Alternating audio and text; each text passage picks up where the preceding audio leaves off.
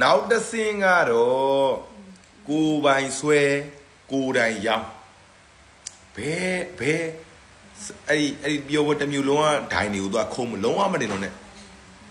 ခုံလုံးဝမတင်နဲ့ကွာလုံးဝမတင်မဲနဲ့မင်းအမင်းဆွဲမင်းဆွဲစရာတော့မလို့ပေါ့မင်းဆွဲတဲ့လူတွေကိုခေါ်ပြီးတော့မင်းအမင်းဆွဲပြီးတော့မှမင်းအမင်းဆွဲတော့မင်းကိုယ်တိုင်ဆွဲခိုင်းတယ်မို့နော်ခေါ်ဆိုဆွဲတဲ့လူတွေကိုခေါ်ပြီးတော့မင်းအမင်းဆွဲပြီးရင်မင်းရှူတောင်းကွာတော့ဆွဲအဲ့ရင်တရုတ်ပြည်နေဝယ်တဲ့ကောင်ရှိတယ်အဲ့ကောင်ဓာတ်ရရောင်အဲ့စင်သွားမှာစိုက်ပေါင်းဝိတ်တိုးထဲမင်းတို့အဲ့လိုအဆင့်ကြော်တက်အဲ့လိုမကြော်တက်နိုင်တဲ့ရွေးရတော့မင်းတို့သူများဆွဲတာခံပြီးတော့မှမင်းတို့ဒီလောက်နဲ့ပဲမင်းဘယ်လောက်ပစ္စည်းဖွာလို့ရှည်ကောင်းမင်းတို့ဒီလောက်နဲ့ပဲမင်းတို့ကြံမှာပဲအဲ့ကြတော့ကွက်ကိုဆွဲကွက်ကိုရောက်နော်ကွက်ကိုရောက်တရုတ်ပြည်နဲ့ဒီကောင်ဒါမျိုးတစ်ခုရှိတယ်ပြောပြမလားဘာပေါ့ဆွဲတဲ့လူတွေဆွဲတဲ့လူကိုလည်းအတက်ဖို့လိုရယ်နော်ဆွဲလူတွေကချိုးလေဆွဲတဲ့ကောင်တွေကဆွဲတဲ့ကောင်တွေကျွမ်းကျင်တဲ့ကောင်တွေကြောင်းပြောပြမယ်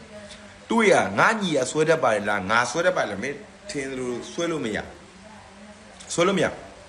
ဆွဲတဲ့ကောင်တွေအဖွဲရတတ်ရှိတယ်ဆွဲတဲ့ကောင်တွေက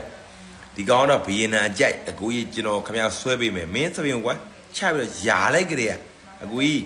ခမရအတွက်ကတော့ဒါပြီးတော့ချိန်30ဦးဒါကတသိန်းမြတ်မဲ့2သိန်းမြတ်မဲ့ဒါဝေဖန်ပေး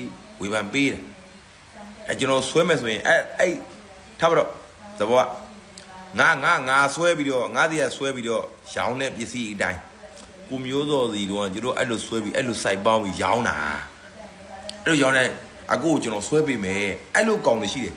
ဆွဲတဲ့နေရာမှာနော်ကိုညီတွေဆိုပြီးတော့မင်းသွားမဆွဲခိုင်းနဲ့ငါဆွဲတဲ့ဆိုပြီးတော့မင်းသွားမဆွဲနဲ့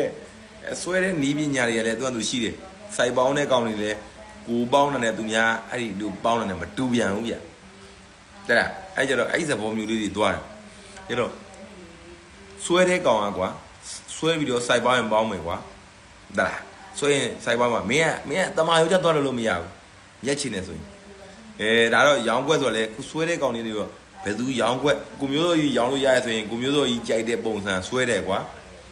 တဘောကတပြင်းလူကြိုက်တဲ့ဆိုတပြင်းပုံစံကြိုက်အောင်ဆွဲပြီးတော့မှဒီပစ္စည်းကတော့ကိုမျိုးစောကြိုက်တယ်ဒါကတော့ဘီယန်နန်ကြိုက်တယ်တရုတ်ကြိုက်တယ်ဆိုဆွဲပြီးတော့ပေးပြီးတော့လုပ်တဲ့ရှိတယ်အဲ့ဒါအစင်တက်ဖို့ပြောပြတာမင်းတို့ဝေဖန်သုံးသပ်ကိုကြီးတွေအစင်ပြေစီခြင်းလို့ပြောတာဒါပဲ